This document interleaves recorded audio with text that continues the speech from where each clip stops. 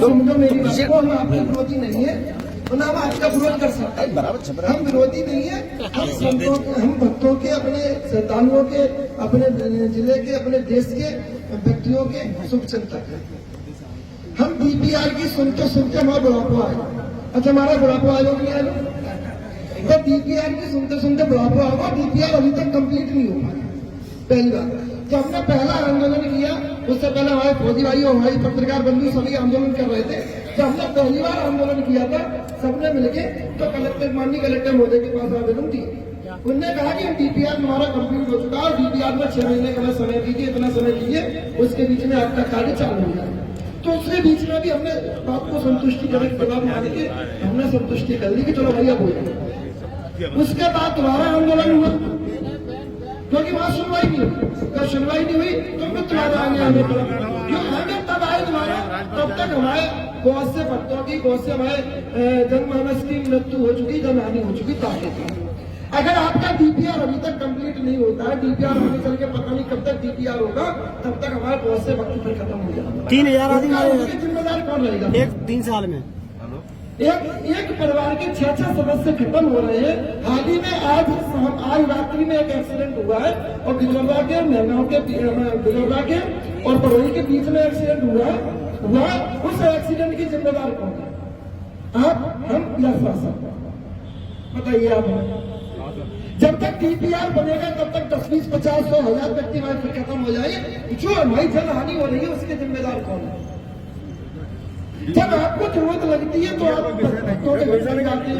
जब आपको एक मिनट जब आपको जरूरत लगती है तब आप घर घर जाते हैं। आज हमारी जरूरत है तो आप हमारी सुन क्यों नहीं रहे?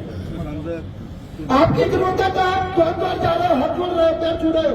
आज हम समझने की जरूरत है। आज हम सब संकट में डले हुए हैं। आज सब हमारा परिवार दुखी है। हमारे जिसका पुत्र होता है ना, उसको जाके आप सुनिए, उसकी उस माँ की आंसू देखिए, तब आपको पता चलेगा। 1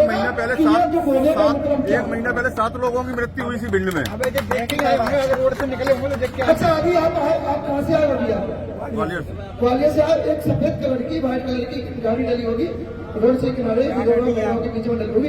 उसका पुत्र खत्म हुआ, उसका भतीजा खत्म हुआ है, किसी का पति खत्म हुआ है, किसी के भाई की बहन की, भाई की बहन की क्या हो गई, बाकी सुनी हो गई। उसका कष्ट किसको दिखेगा? उसका कष्ट दिख रहा है आप लोगों को? आप लोग आते हैं, आप लोग गाड़ियों में निकल रहे हैं, 100 गाड़ी आपके साथ चल रही है, आपको पता ही नहीं है। हमारी गरीब जनता का हो क्या रहा है? गरीबों का कौन है? गरीबों का साधु संत है। और आपके डीपीआर में सुन सुन के हमारे दांत अलग लगे। अब आगे चलेगा हमारी आगे, ताकि आप डीपीआर को देख पाएंगे। 30 फुट की रोड पे आज कौन सा अच्छा है? जब से डीपीआर बन रहा है, तब से अब तक दुर्घटना में मरे, विकलांग हुए, यात्रियों को सुरक्षित मुआवजा भी घोषित किया गया। आज तक वो मुआवजा भी उनको नहीं मिला। किसी को 1 लाख रुपए, किसी को 2 लाख रुपए, किसी को 5 लाख रुपए का मुआवजा देने की शासन ने बात की। उसमें क्या साधु संतों को मिल रहा है? उनके परिवारजनों को मिल रहा है। उनसे दुख खत्म नहीं होगा। ये मुआवजा देने से उनका दुख खत्म नहीं होगा। मुआवजा देने से उनके कलेजों को थोड़ी सी ठंडक मिल जाएगी। तो जो हमारे जो है शुभचिंतक, उनको हमारी चिंता थी, इसलिए उन्होंने हमें इतना उन्होंने सहयोग किया हमारे साथ। पर कष्ट तो भी खत्म नहीं होगा। और जिस माँ का पुत्र होता है ना प्रभु, आपसे बोला, जिस माँ का पुत्र होता है प्रभु, उस माँ के सीने पे हाथ करके आप देखिए, उस माँ रात भर सोती नहीं है, रात भर उस पुत्र का वियोग में रोती रहती है। तो ऐसे भी रोती जीवन भर रोती है।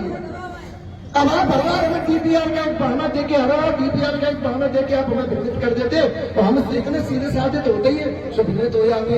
अब डीपीआर तब होगा, हम यहाँ से तब हटेंगे जब हमारे हाथ में प्रमाण होगा, और हमारे हाथ में प्रमाणीकरण होगा। उस प्रमाणीकरण के तहत बोलो शांति भगवान की सम्मान में कुछ भी हो जाए, यहाँ तक कि शासन प्रशासन जो भी हमें दंड देना चाहे, हम दंड भी स्वीकार करेंगे, पर हमें ठोस प्रमाण चाहिए, तब हम यहाँ से हटेंगे। तब तक हम नहीं टोल बंद करो। संतों की, संत समाज की मैं चाहूंगा कालिदास महाराज जी अपनी बात रखें, उसके बाद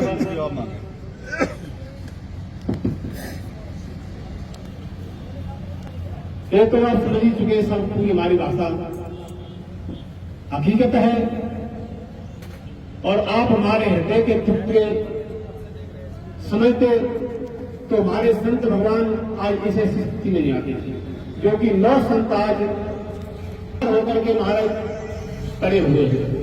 उनको खुद समझाया लेकिन वो नहीं माने। और कल हमारे दूधिया बाबा, पायलट बाबा, जिन्होंने महाराज खरीद ओपनिंग में 47 डिग्री उतारा रखा था, उस समय वो अग्नि जला करके चौतरफा